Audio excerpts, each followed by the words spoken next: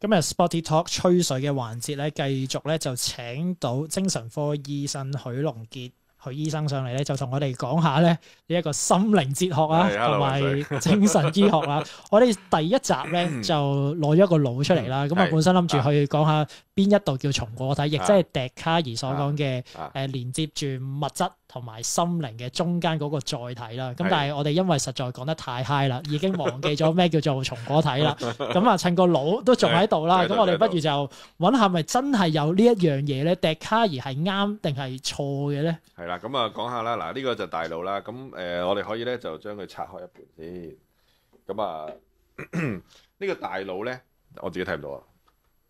呢個大腦咧，你可以咁講啦，分開3個層次嘅，即係最外嗰層咧就係呢個叫做大腦皮層啦。咁但係你知唔知係啦？點解呢度會有啲摺咁樣嘅？摺係唔係一啲血管定係咩啊？嗱，佢上面有啲血管，佢上面有啲血管嘅，佢上面有啲血管嘅。咁但係會摺咧，其實係好得意嘅原因嘅，即係係因為咧原來人嘅腦咧喺個即係進化或者 evolution 演化過程咧，原來係個頭蓋骨。即係你講緊以前即係我哋講緊原始人嗰啲個頭蓋骨係尼安德塔人啊，變智人就係個頭越嚟越大噶嘛。係啦，咁當佢進化咧，個頭真係越嚟越大嘅。但係個頭蓋骨嘅進化咧係慢過你個腦嘅進化。咁當你個腦進化要大啲嘅時候，但係個頭蓋骨唔夠大喎，咁所以佢哋演化嘅時候就會摺埋佢啦，就啲張皮咧將佢摺好佢。咁你摺咗出嚟，咁壓縮咗容量。佢嗰個係啦，佢個長，即係其實大腦皮層原本就係一個層咯。咁但係當佢個大腦皮層要 extend 嘅時候，而個腦個頭蓋骨又唔夠大，佢 room 唔夠大嘅時候，佢就唯有摺埋啦。咁所以摺咗好多 convolution 咁樣摺咗。咁大腦皮層其實就係人嘅最高嘅，你可以話中央指揮部咯，即係個 CPU 啦，個電腦咁樣。咁佢就掌管住啲最主要嘅嘢。咁佢中間有一層咧，就中間嗰層第2層咧就係掌管一啲情緒啊。或者啲我哋叫身體協調啊，你識唔識踩單車啊？我識。踩單車咧，如果有好得意嘅喎，當你一個人咧踩單車，突然間想像自己踩單車咧會跌親嘅，即係你唔可以用一個 conscious 嘅 mind 去 control。所以我哋成日講嘅意識咧，其實係主要係大腦皮層嘅。去到大腦皮層之下嗰啲咧，就已經係意識嘅下面嗰層啦，即係底層啲。即係你都有讀過弗洛伊德啦，即係所謂潛意識啊。而家好成日講啦，又話咩解夢啊，有人嘅內心嘅世界啊咁。裏面啊，即係當你踩單車嘅時候，其實你隻腳係喐緊，但係其實你個腦係諗緊第二啲嘢嘅。咁但係其實你個腦其實點會控制到你隻腳可以咁協調啲咁多條 muscle 啊？去 control 就係中間嗰層。最裏面嗰層咧就係再基本啲啦，呼吸心跳，你係完全唔知佢發生咩事。但係我就 inborn 係會自己做呢樣嘢。所以自律神經系統就係咁意思。而呢個 pineal gland 即係呢個松果體咧，就喺呢個位置。一個好細粒嘅嘢喺個中間呢個後面呢個位，咁呢度有條我哋叫 aqueduct，即係一啲即係水喺呢度通出嚟啦。係一個好細粒嘅東西，連接脊髓定係點嘅？係啦，連咗成個脊髓咯。咁但係呢個咁細嘅一粒丁咁多咁嘅 structure 咧，其實咧係一個我哋叫 midnight structure，即係話人腦係分成左右腦，左邊嘅腦同埋右邊嘅腦，咁所有嘢都係對一 pair 嘅。Symmetrical 係啦，一 pair 嘅左邊又有，右邊又有。譬如其中一個最常見我哋講焦慮症嘅源頭，即係杏仁核啦，都係兩邊一人一粒嘅，即係所有嘢都係一人一粒。但係 pineal gland 啱啱喺正 midnight structure 中間。咁啊喺笛卡爾嗰個年代，其實對於醫學其實都未係好進步。佢哋嗰個年代，我聽即係睇過啲書講咧，話佢哋啲啟蒙時期嘅思想家點樣研究醫學，係真係去嗰啲墳場度掘。即係掘啲屍體出嚟，我唔知係咪仲係放血醫病嗰類？唔知佢哋點樣係啊？點樣掘啲屍體出嚟去研究個腦啦？你都有睇過呢個達芬奇嗰啲手稿，係咪好多嗰啲 anatomy 啊？係啲血管啊，嗰啲畫得好精細啊。係啊，咁可能喺嗰個年代，佢哋最能夠揾到嘅一個 structure 就係嗰個，即係佢哋想像啦，喺笛卡爾嘅想像裏面，身體係佔用空間嘅。即係根據笛卡爾佢哋嘅諗法，而思想咧係唔佔空間，係啦，唔佔空間。即係佢哋都係用翻古老宗教中世紀嗰套講人嘅心靈係靈魂啦。咁佢哋覺得呢個靈魂，咁但係你個靈魂同你個人個連接點喺邊啊？我個靈魂點樣可以 connect with 我嘅 bodies 啊？一定要有個通道咯。咁唔知點解佢哋就覺得係嗰個位，但係當然依家現代醫學就知道唔係嗰個位啦。嗰個位只係一個即係荷爾蒙分泌一啲褪黑色素啊，影響到你睡眠啊、瞓覺嗰啲咁東西，其實就真係唔係呢個地方嘅。但我覺得有趣嘅地方就係佢哋真係會諗。歡迎大家繼續支持渾水財經 channel。除咗有我哋每一日30分鐘嘅快閃拆解經濟之外呢，我哋同白兵同埋 Spotify 亦都有唔同層次嘅合作啦，會做一啲特別嘅金融節目同埋一啲人物專訪嘅節目嘅。咁30分鐘以外嘅節目環節後續精華內容呢，我亦都係會擺咗喺 Patreon 嗰度同大家去分享嘅。咁如果大家想零廣告無時差可以聽到呢一啲嘅公開節目內容同埋後續收費嘅爆黑幕、爆秘密、爆真相嘅絕密內容呢，咁大家就一定要訂閱我嘅 Patreon 啦。咁我嘅 Patreon 呢係有7日嘅免費嘅。咁啊，除咗即係有呢一啲嘅節目內容之外呢，亦都會有大行報告啦、無數嘅電子書啦、電子雜誌啦、我錄嘅podcast 啦，同埋渾水實用商業課程。最緊要就係而家打緊貿易戰、關稅戰，相信大家嘅荷包都可能會有現金流緊張嘅問題。咁我亦都會教大家點樣利用信用卡免息分期，可以套到50萬左右嘅錢，而且仲可以賺埋積分。咁呢一條橋咧，就幫大家咧可以應對呢個難關。咁記住，我嘅 Patreon 係有7日嘅免費嘅。咁喺呢個咁艱難嘅環境，當然都係要增長一下知識啦。咁我同90後投資經理阿賢咧，亦都開發咗一個新嘅閱讀產品，就係22世紀閱讀筆記。咁大家可以去我哋嘅 YouTube 嗰度 comment、like、share 咧，最緊要就係撳一撳訂閱嘅鐘仔啦。咁而且我哋亦都係有一個7日免費嘅 Patreon 去講更加多咧關於即係書本知識嘅內容，去再同大家做一個普及嘅分享嘅。咁我同阿賢咧，亦都係會眾籌出一本新書，去教大家點樣手把手由零開始咧，去學點樣去投資，同埋點樣去分析經濟同埋環球股市。咁大家記住撳一撳我哋 Google Link 嘅連結啦。咁同埋如果大家對於美股上市又或者財富管理係有興趣嘅話咧，咁我亦都會定時同讀者去見面嘅。咁只要你填一填我哋下低嘅 Google Link， 咁就揾翻與 Brian 飲咖啡啦，同埋係讀書見面送書環節嘅話咧，咁我同 Brian 嘅團隊就會出嚟見一見你啦。咁我亦都會送我嘅著作俾大家。咁啊，大家如果對於退稅年金啊，或者對於財富管理啊，或者自願醫保啊，甚至乎你係想有一個項目去美國上市，對於呢一方面係有興趣嘅話咧，咁就記住填一填嗰張 Google Form 啦。心靈係一樣非物質嘅，好似靈魂咁嘅東西，而佢又要 connect with 個身體，所以佢要有一個特殊嘅通道啊，去令到佢去 connect。我覺得呢個 concept 先至係最緊要。咁但係頭先我哋喺上一集嘅節目咧都有講到啦，就係有一個通道去連接呢一個心靈啦。咁然後我哋嗰個討論咧又聚焦去翻咧就係自由意志到底係咪真實存在咧？道德價值係咪真係真實存在咧？假如所有嘅嘢都係全部都係腦嘅分泌，全部都係腦嘅一啲 neurons 嘅回路去砌出嚟嘅，即係全部都係物質性嘅資料嘅話，物質性嘅東西嘅話，咁其實嗰個自由意志嗰個彰顯係喺邊度咧？係就係大腦皮層咯，就係大腦皮層，就係頭先我講嘅個頭骨細得滯，所以個大腦皮層冇位擠，嗰個大腦皮層就係呢個啦。咁但係呢啲接痕咧，佢冇辦法令到我做決定噶嘛。即係我有自由意志嘅前提，首先我有選擇啦，咁我先至要有個自由嘅想法去諗下做 A 定 B 定 C 定 D 定唔做啊嘛。咁但係嗰啲接痕咧，呢一個位係好醫學上面嘅解釋啦。咁但係嗰個接痕嘅到底佢係一個接痕嘅多寡、接痕嘅密集程度啊，定係接痕嘅 pattern？其實講緊就係呢個接痕，其實係一個區域裏面有大量嘅腦神經細胞，咁而呢啲腦神經細胞，佢哋互相連結。嗱，其實腦細胞係咩回事？如果你用一個顯微鏡去望落去嗰個腦細胞呢，你就發覺好似個八爪魚咁樣。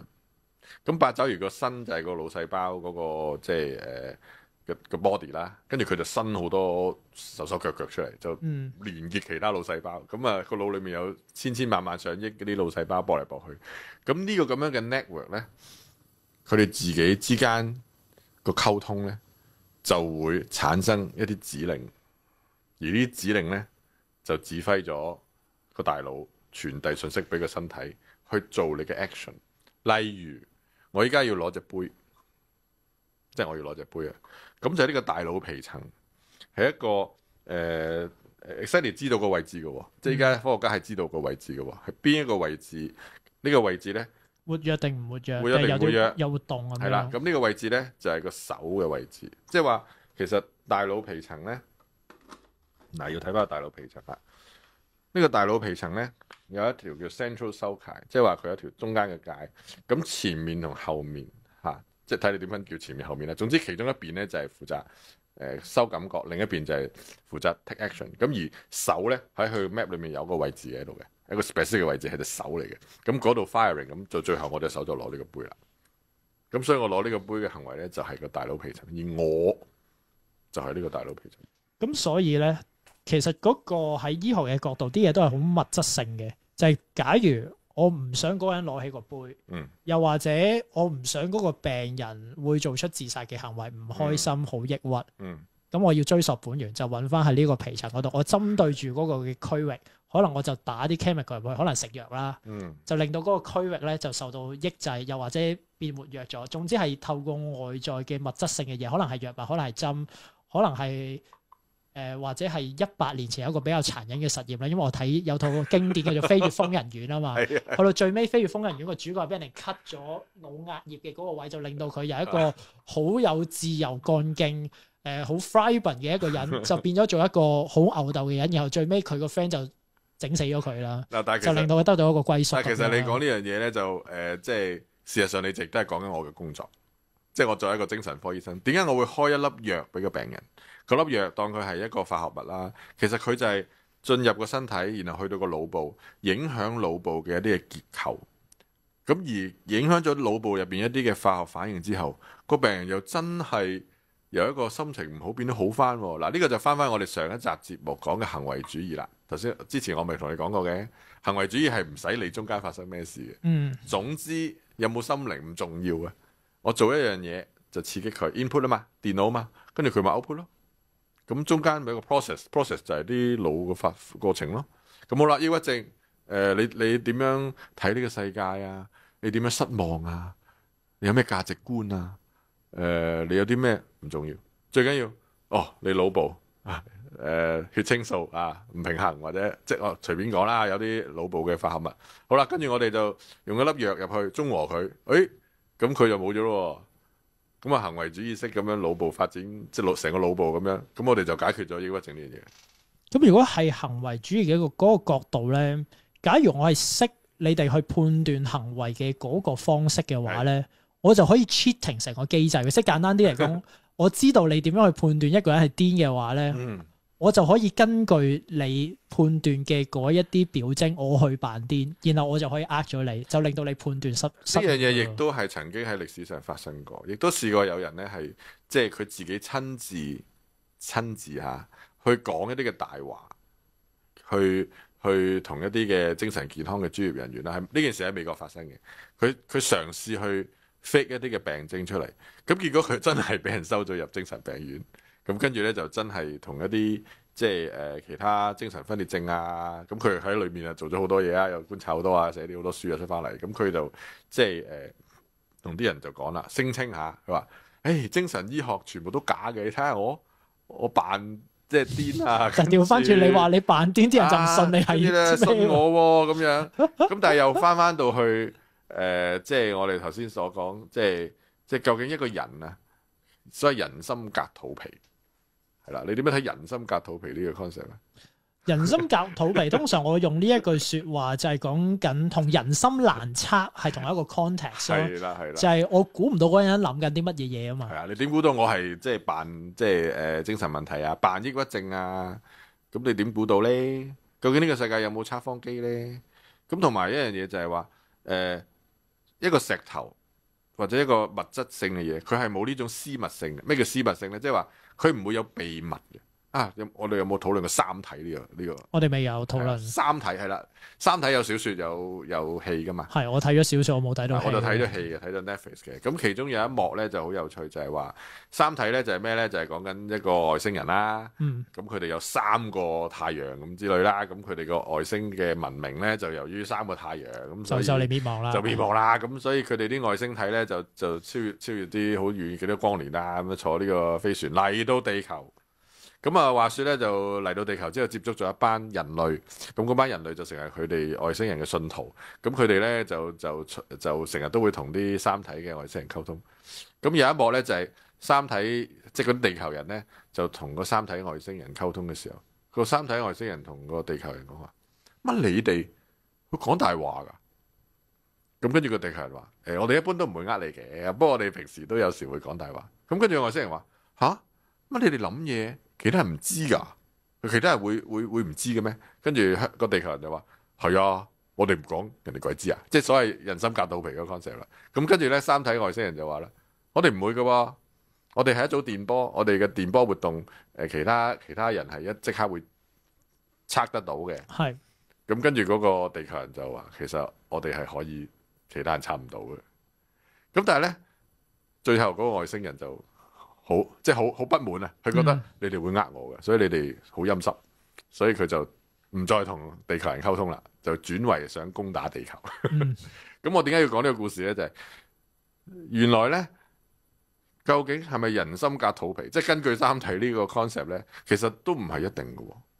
喺科學嘅角度嚟講，點解人會有秘密啊？一個石頭會有秘密嘅咩？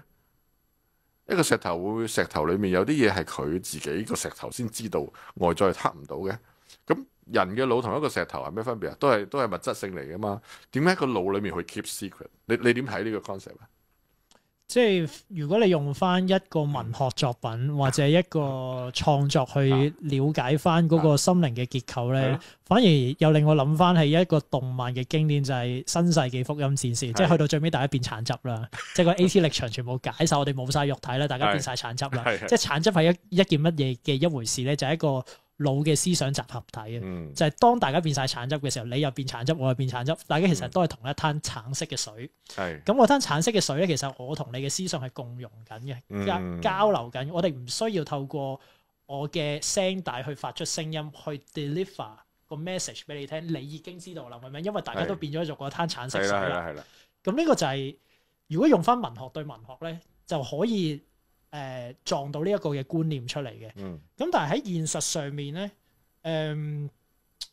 似乎人同埋人嘅嗰個表達咧，都仲係要透過一啲行為、手口、message、我嘅眉部表情、面部表情等等，或者我長時間嘅一個行為嘅 pattern，先至可以判斷到嗰個人係怎麼樣咯？咁所以我哋都要有外在嘅行為啊，又或者各樣嘢。但係當你一個人嘅思考究竟係咪真係屬於自己，定還是根本就係腦部所有嘅資訊？會唔會有一日，當我哋所有嘅科學發展去到一個階段，你冇可能 keep 到 secret？我哋有最高級嘅測謊機，你行過一個好似海關咁樣嘅通道，咁跟住你嘅腦嘅諗法咧就走晒出嚟。你覺得有冇呢個可能性？呢一個咧就係去到心靈哲學咧最尾嗰一堂咧就講一樣嘢啦，就係佢話有班人就拗呢一個心靈咧就係好物質性嘅，有班人就話心靈咧係不可測嘅，唔係物質性嘅。咁去到最尾咧，我哋而家用嘅嗰啲科學工具，我哋嘅科技係未勁到可以研究呢個命題，即係其實佢有少少逃避主義嘅，就係總之呢個問題咧，你又有你嘅講法，佢又有佢嘅講法，嗱我判斷唔到啱定錯嘅，因為而家我哋嘅科技未去到呢個水平，去判斷去明白乜嘢叫 mental state 呢一樣嘢。咁呢個就係我最尾嗰堂讀嘅時候嘅嗰個答案。咁我其實都有少少 mind fuck 嘅，即係咁我讀咗成課書就係你同我講係冇答案嘅。咁但係慢慢我又明白啦，每一個哲學嘅命題去到最尾都係冇答案噶嘛。咁但係重點係嗰個思考嘅過程，令到你有冇一啲裨益咁樣啦。咁但係呢一個咧就係當時候最尾一堂俾到我哋嘅嗰個課堂嘅 ending，就係將所有嘢歸咎於科技未突破到我哋可以理解嗰一樣嘢，唔代表嗰一樣嘢唔存在嘅。呢一個都係啲人可能點樣睇玄學、風水、命理、神學嘅嗰一個答案，就係嗰啲嘢可能都係統計學嚟㗎，可能都係某一類型嘅太陽黑子嘅活動，唔知點樣影響乜乜叉叉啦，即係佢哋都會作到一啲物理嘅理論啦。只不過我哋而家未有能力去 understand 到嗰個地步嘅嘢。咁你點睇嗰啲玄學啊，或者係宗教啊，對於嗰啲靈魂嗰啲咁嘅講法咧？因為你見到咧，其實依家都有好多，譬如身心靈，佢哋都係咁講。其實你成日講腦，講到尾，你精神科醫生你諗埋一邊啫嘛，講嚟講去都係腦。我哋而家好似個腦好似塞咗咁，唔知點算啊？心靈哲學，其實搞咁多嘢啫嘛，搬開個腦，唔好搞咁多嘢，靜諗靈魂啊，又翻笛卡爾。其實你翻個講嚟講去，我哋都兜去笛卡爾喎。我哋永遠都離開唔到佢。佢係大宗師咁。所以你諗下，佢當年佢諗嗰個即係身心二元論嗰個影響力幾大？我哋到今時今日，佢係應該係300年前嘅人係嘛？300-400年前。300幾係17，可能再早少少係。佢提出嘅命題到今時今日，我哋都仲係避唔開。嗱，咁啊總結翻我哋上一集到依家，其實我哋都係兜嚟兜去，都係兩個極端之間。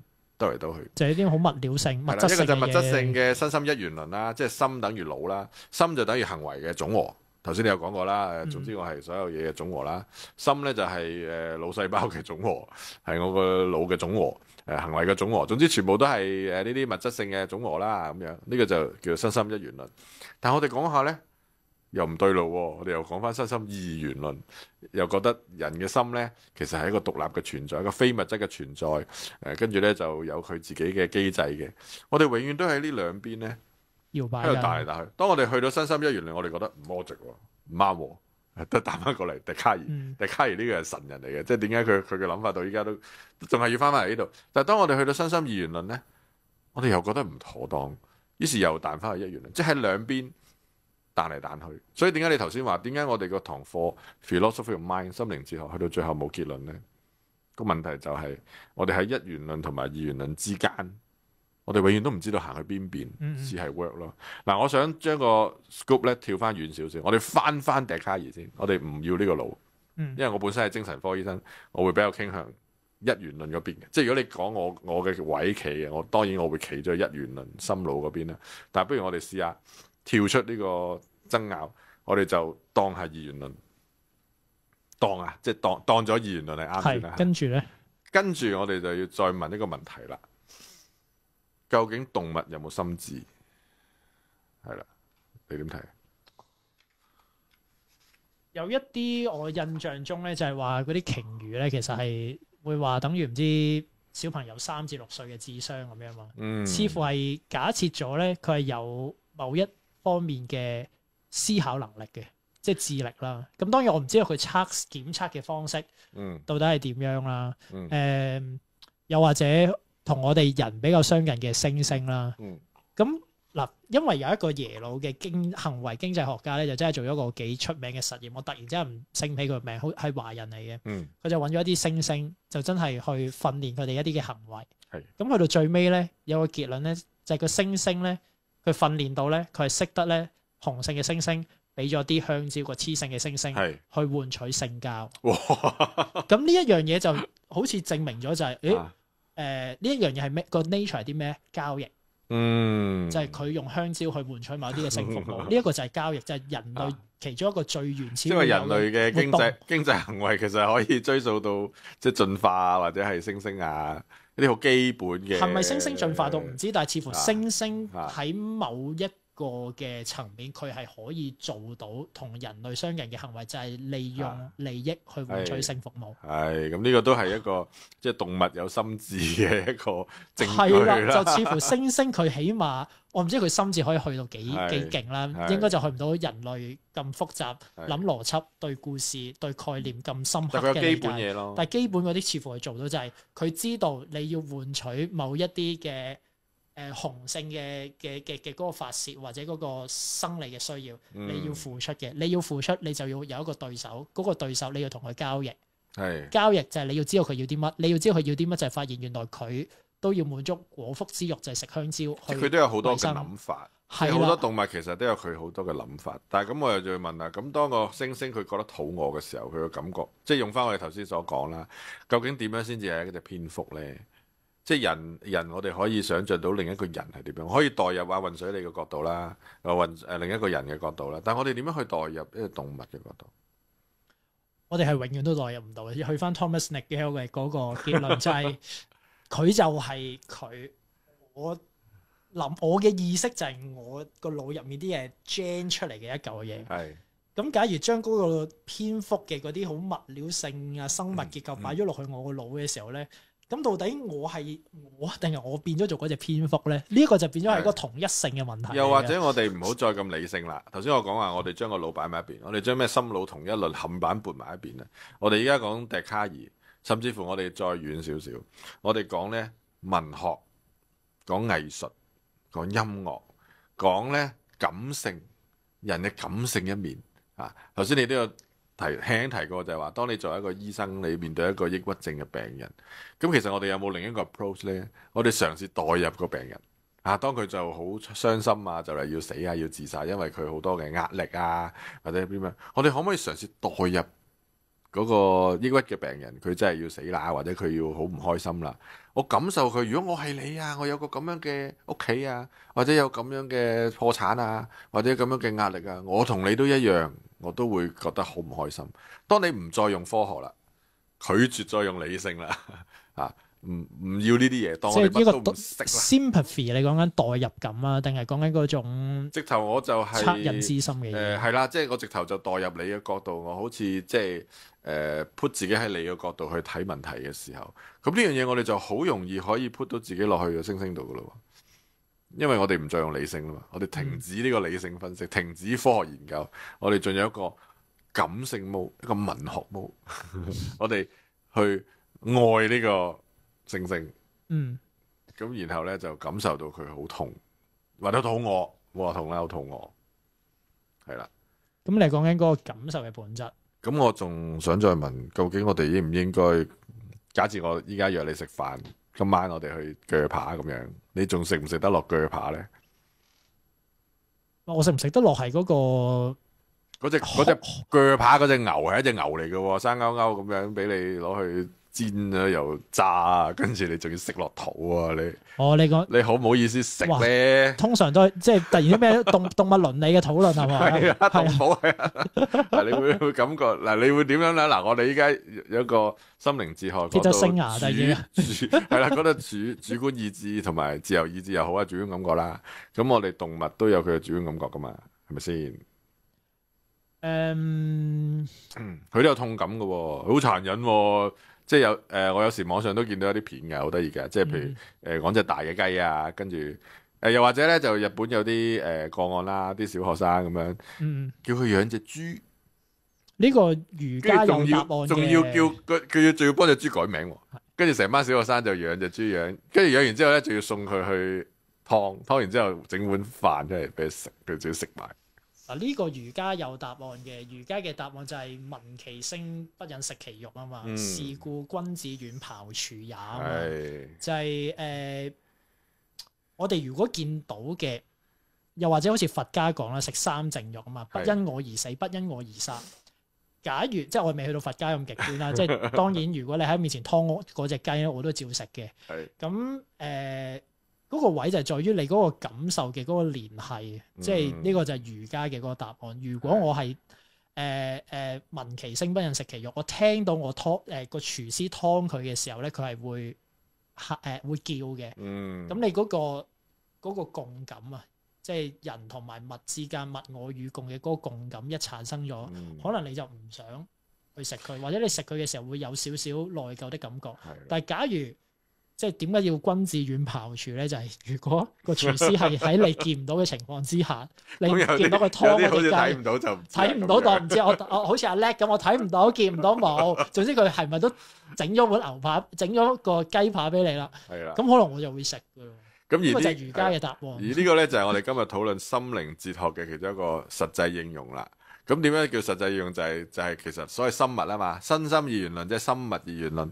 咁當你食頭先你話軟庖廚啊嘛，我食一嚿即係牛肉飯咁樣，我哋當個牛肉係物啊嘛，我哋就心喎嚇，我又心，我哋依家唔講腦啦嘛，我哋講緊身心二元論，我哋同意笛卡爾，我哋就係心靈，我係渾水心靈，我係許龍傑心靈，嗰碗飯係物。咁食物啊嘛，只係食一個物件啫嘛，咁你梗係唔會有同情啦。但係家陣我哋用翻心靈哲學嘅概念，身心二元論，我哋嘗試動物都有佢嘅意識，都有佢嘅心靈，我哋代入咗落去嘅時候，哇！原來我哋食緊另一個心靈，你明唔明嗰種感覺？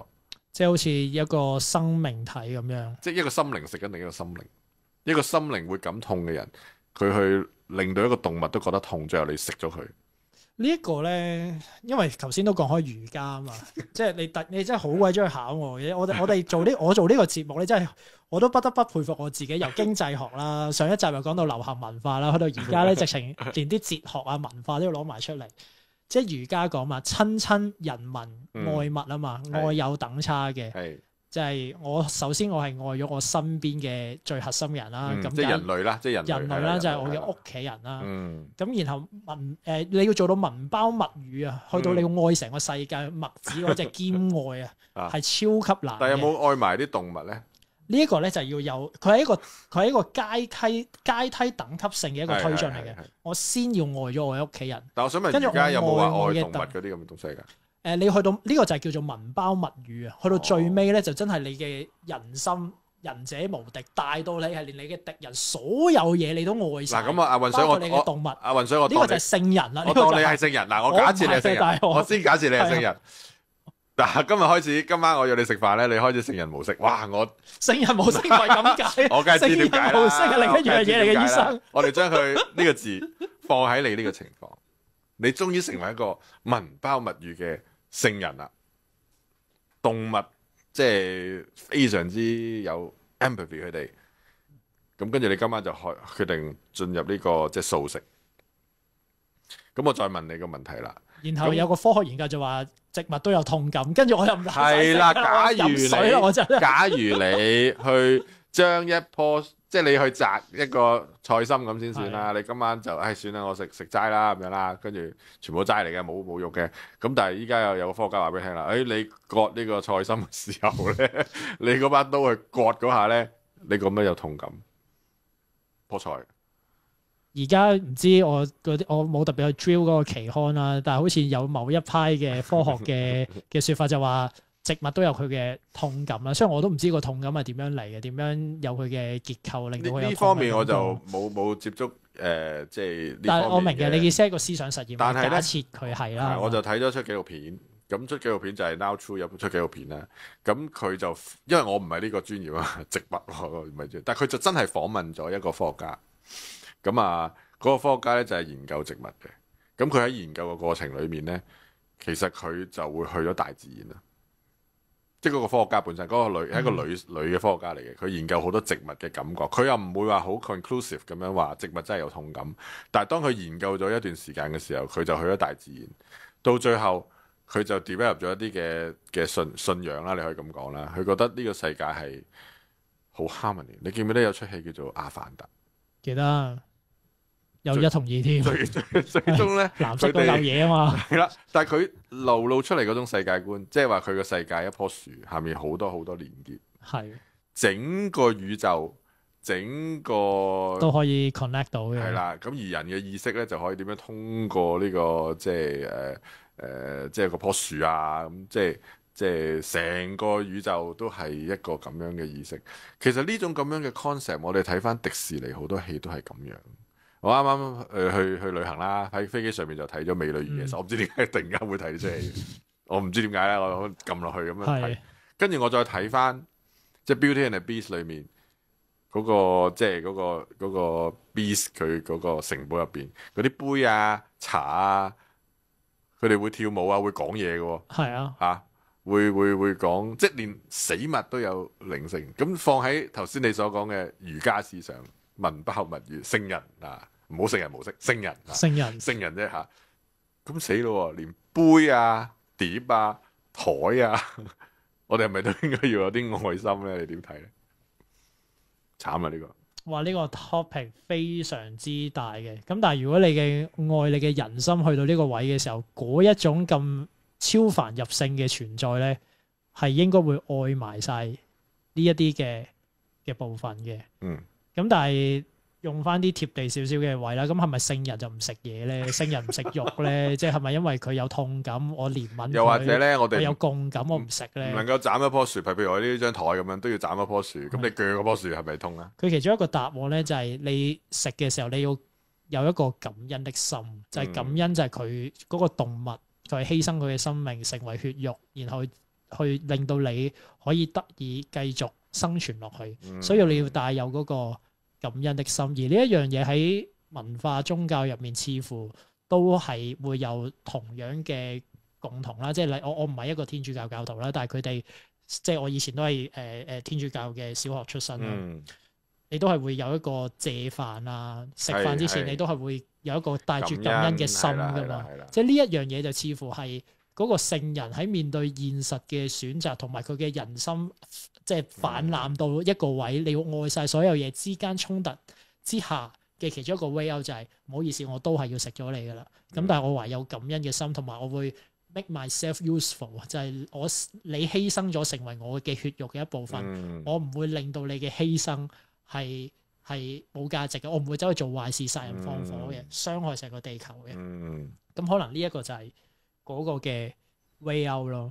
咁但係就我哋今次講呢個 topic 實在太大，其實我本身咧仲諗住咧預備一啲嘢去挑戰咧你哋精神科入面最中意講嘅嗰本 DSM-5 啊。好啊。咁但係可惜咧，我哋時間都真係差唔多啦。咁我哋只能夠咧就喺下一集咧就睇下有冇機會再邀請許醫生上嚟咧，就再同我哋去講多啲啦。咁啊最尾亦都係一個大貨嘅嘅 promotion 嚟嘅，就係許醫生出咗兩本書，是但主義一同埋二啦。咁入面咧嘅內容就冇我哋而家講得咁 deep 嘅，冇係啦，就通常講翻你人生入面咧會有一啲乜嘢面對嘅問題啊，可能係家庭啊、仔女啊、職場啊、同上司同事嘅關係相處啊，好貼地嘅。咁啊，大家有興趣就嗱買翻一本咧，就自己去睇啦。咁我哋今日咧就多謝許醫生撥湧上嚟我哋呢一個節目，同我哋傾咁深嘅嘢，咁 deep talk。